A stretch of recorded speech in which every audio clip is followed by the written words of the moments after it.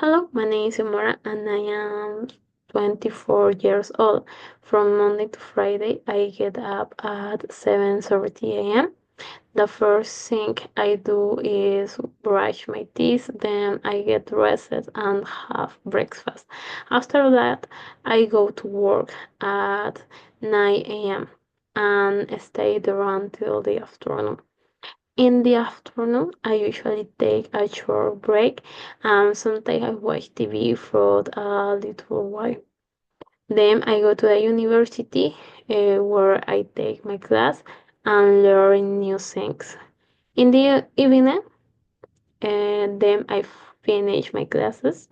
I do my homework or study if I have free time. I relax and maybe watch some more TV. Finally, I go to bed 11:30 p.m. to rest and ready for the next day.